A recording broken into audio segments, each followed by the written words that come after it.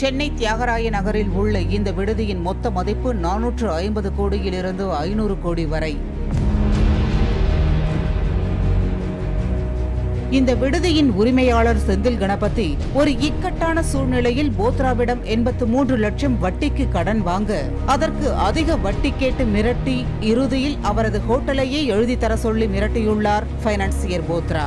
அதேபோன்று JSK films cinema நிறுவன தயாரிப்பாளர் சதீஷ்குமார் வாங்கியுள்ள 15 லட்சம் ரூபாய்க்கு 7 மாதத்தில் வட்டியுடன் சேர்த்து 4 கோடியே 50 லட்சம் கேட்டு சதீஷ்குமார் தயாரித்துள்ள தரமணி, புரியாத புதிர் உள்ளிட்ட 4 படங்கள் திரைக்கு வர முடியாமல் தடை ஏற்படுத்தியுள்ளார் பைனான்சியர் போத்ரா.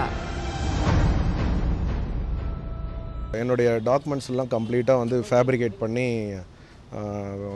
அது சம்மந்தம் இல்லாத தொகைக்கு ஃபில் பண்ணி மிரட்ட ஆரம்பிச்சு இப்போ கடைசியாக நீ படம் ரிலீஸ் பண்ண முடியாது. இன்னும் ரொம்ப இதுவாக சொல்லணுன்னா என்னுடைய உடம்புல இருக்கிற உயிர் தவிர மீதி எல்லாமே அவரது சொந்தன்ற லெவலில் பேசுகிறாங்க. நம்ம நினச்சி கூட கற்பனை கூட நினச்சி பார்க்க முடியாத தொகையை கொடுத்தாகணும் அப்படிங்கிற மாதிரி. அவர் கிட்டத்தட்ட 4.5 கோடி கொடுக்கணுங்கிறாரு திடீர்னு, அப்புறம் 5.5 கோடி கொடுக்கணுங்கிறாரு வெறும் 15 லட்சம் ரூபாய்க்கு. இவர்கள் இருவர் கொடுத்த புகாரின் பேரில்தான் மத்திய குற்றப்பிரிவு போலீசார் 7 பிரிவுகளின் கீழ் வழக்கு பதிவு செய்து கந்துவட்டி கேட்டு மிரட்டியதாக முகுந்த்சந்த் போத்ராவையும் உடந்தையாக இருந்ததாக அவரது மகன்கள் ககன் போத்ரா, சந்தீப் போத்ரா ஆகியோரையும் கைது செய்துள்ளனர்.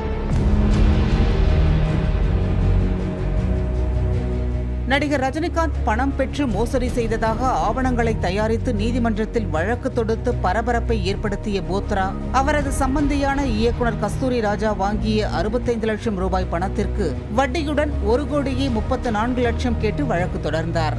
ஆவணங்கள் போலி என தெரிந்து வழக்குகளை தள்ளுபடி செய்த நீதிமன்றம் கடுமையாக கண்டித்தாலும் தொடர்ந்து அதிக வட்டிக்கு பணம் கொடுத்து வசூலிக்கும் தனது பாணியை விடாமல் தொடர்ந்து வந்தார். சினிமா துறையில் நிதி நெருக்கடியில் இருக்கும் தயாரிப்பாளரை அணுகி ஃபைனான்ஸ் வழங்கி அந்த படங்கள் வெளியாகும் சமயத்தில் பணத்தை வட்டியுடன் கொடுத்தால்தான் வெளியிட முடியும் என்று மிரட்டி பணம் பறிப்பதுதான் இவரது பாணி என்கின்றனர் அவரால் பாதிக்கப்பட்ட சில சினிமா பிரமுகர்கள். வட்டிக்கு கொடுக்கும் பணத்திற்கு நிரப்பப்படாத முத்திரை தாளில் கையெழுத்து வாங்கிக் கொள்ளும் போத்ரா அதை வைத்துதான் மிரட்டலை தொடங்குவார். இதே பாணியில்தான் செந்தில் கணபதியிடம் அவரது நட்சத்திர விடுதியை அவர் கொடுத்த நிரப்பப்படாத பத்திரத்தில் எழுதி வாங்கிக் கொள்வதாக மிரட்டியுள்ளார். முகுந்த்சந்த் போத்ராவின் திட்டத்தை அவரது மகன்கள் இருவரும் களத்தில் இறங்கி அரங்கேற்றி வந்துள்ளனர்.